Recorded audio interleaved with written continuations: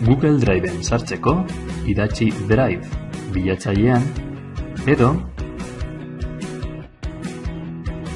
Googleko edozein aplikazioetatik, klikatu bederatzi laukitxoetan eta sartu Driven. Behin Driven egonda, karpeta bat sortzeko, klikatu sortu karpeta.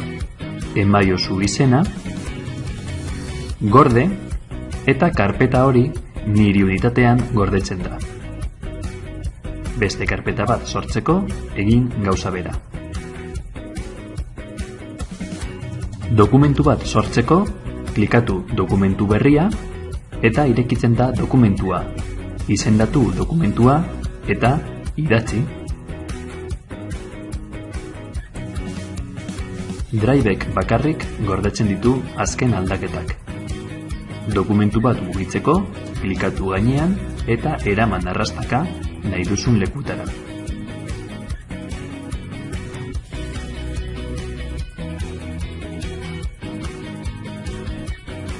Dokumentua partekatzeko, klikatu partekatu, eta idatzi partekatu nahi duzunaren helbidea, gero kudeatu baimena, ikusteko, editatzeko, edo bakarrik iruzkinak egiteko. Behin partekatuta, bidaiozu mezu batekin.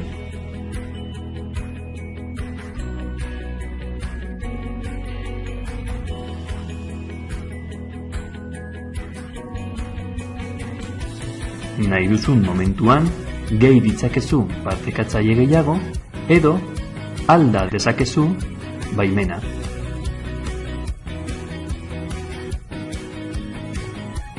Ikur hau agertzen bada, partekatuta dagoela esan nahi du. Beste batek zurekin dokumentu bat partekatzen badu, nirekin partekatutako karpetan egongo da. Dokumentu hori, oraindik, nirekin partekatutako karpetan dago. Zure unitatera bidaltzeko, klikatu nire unitatera eraman gainean.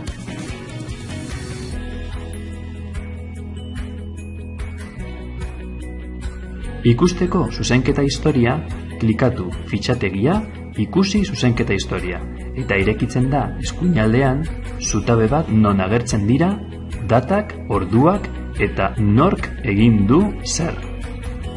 Klikatzen baduzu ordutegi baten gainean, kolorez agertzen da ze aldaketak egin duten. Ondo dago, dokumentu baten jarraipena egiteko.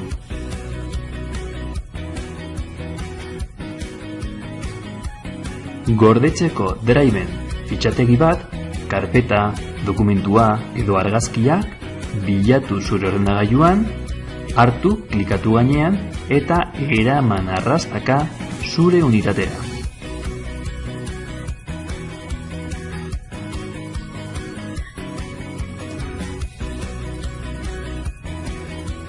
Edo, klikatu dokumentu berria, igo fitxategia, hautatu eta igo fitxategi hori.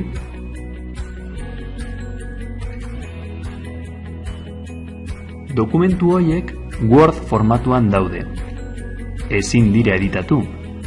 Editagarriak bihurtzeko, klikatu behar duzu, ireki Google dokumentuekin. Orduan, Google dokumentua bihurtzen da eta orain bai, edita dezakezu.